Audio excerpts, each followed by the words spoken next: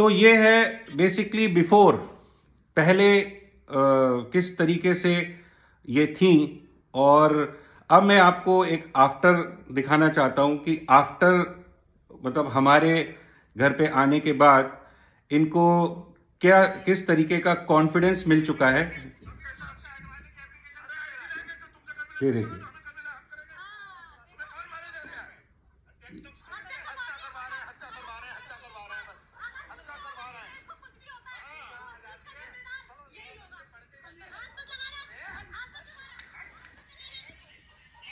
देख रहे हैं आप।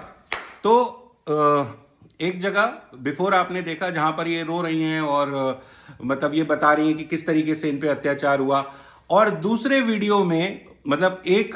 पहले वीडियो में पहले पिता पर आरोप लगा रही हैं जो जिन्होंने इनको जन्म दिया, इनको 23 साल तक अपने साथ रखा, 22-23 साल तक पाला पोसा बड़ा किया, और जिनकी भी छोटी छोटी बच्चियां हैं वो जानते होंगे कि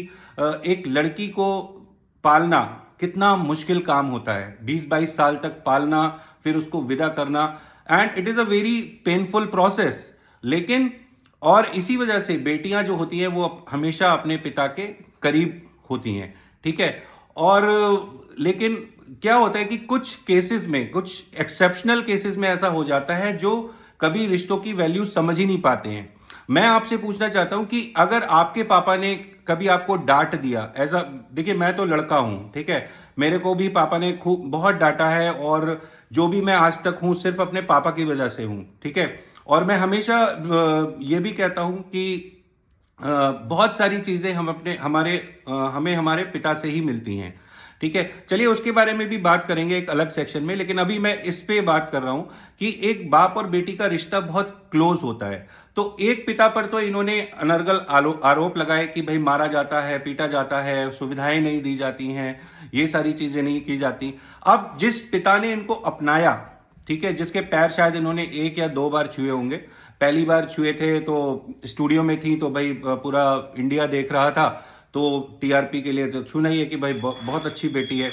और 1-2 बार घर में छुए होंगे, उससे ज्यादा इन्होंने कोई रिस्पेक्ट किया नहीं चीजों को लेकर, रिश्तों को लेकर। तो ये सबसे बड़ी बात है। और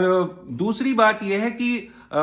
एक चीज मैं आपको और दिखाना चाहता हूं कि जो उस दिन का प्रकरण था, इन्होंने उसका जो वीडियो डाला, उसका वीडियो का इन्होंने जो